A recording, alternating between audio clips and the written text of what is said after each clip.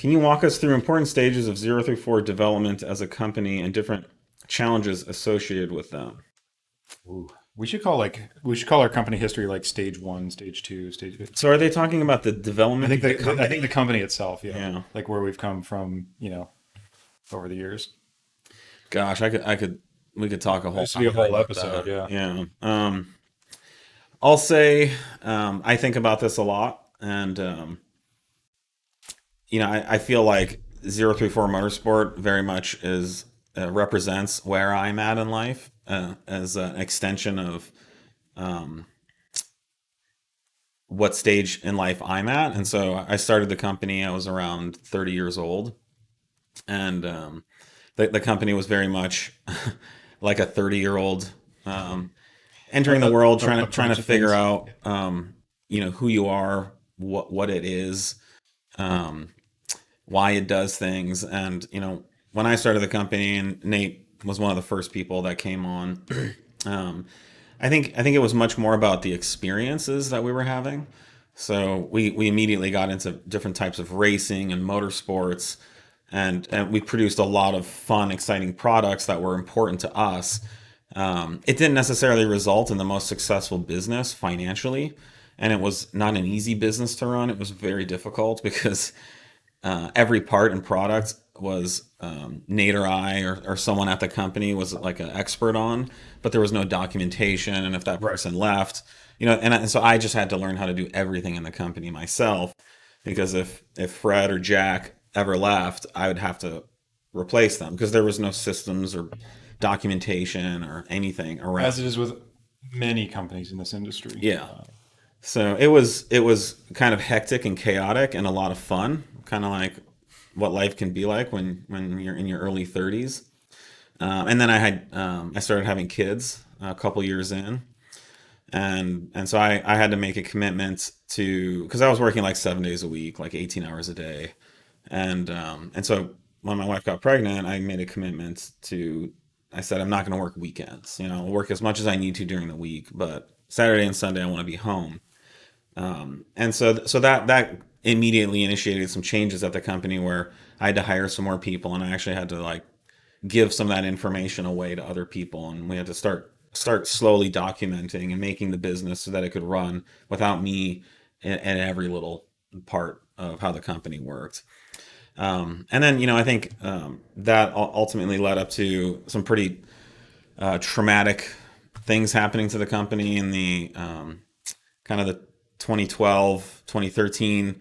Just had some big business challenges, some legal stuff, and the IRS and OSHA and the labor board, and dealing with that, and learning how to professionalize the company.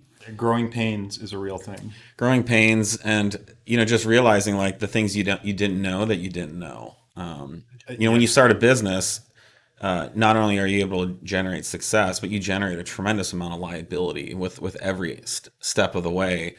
The more people you hire, the more money you make, the more products you sell. Every business activity comes with this dark liability attached to it. And if you don't know you have that liability, then all of a sudden it just keeps building and building and And you can building go for until, years just yeah. ignorantly bliss to your success, and then all of Hmm. a sudden it can bite you.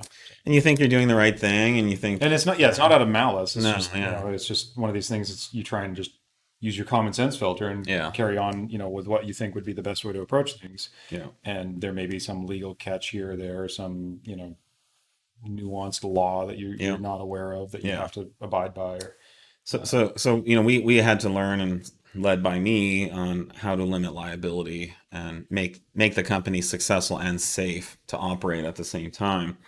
And I think through that process we realized we want to create world class, top quality products that are beautiful, that the customers receive them, they open the package, they install it.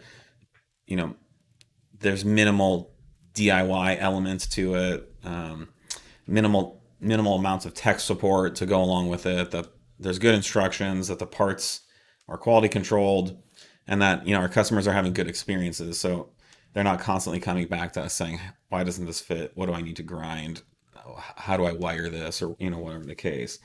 And that, starting in about 2014, 2015, has led to the current company you see with our current products, and the type of business we are, where there's less racing and crazy fun stuff and lifestyle stuff, and more people coming to work, working in the role that they're assigned and responsible to, and us producing the kind of results we need to be the company that you guys want us to be.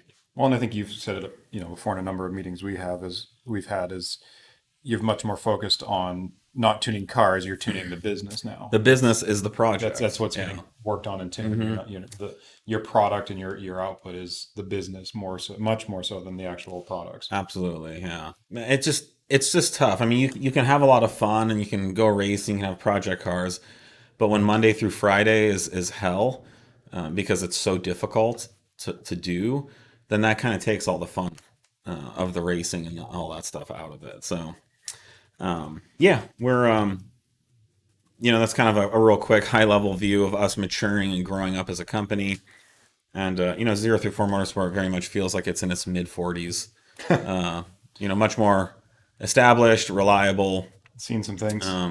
learned a lot, and is looking towards the future. So yeah, great question though. Appreciate it. If you have any follow ups or anything specific, Yeah, if you want to know any details specific, Yeah. we're happy to talk about where things have come. It's been quite a road. yeah, yeah, we've all learned a lot, and the school of hard knocks, and Yeah, yeah, you know, yeah. um,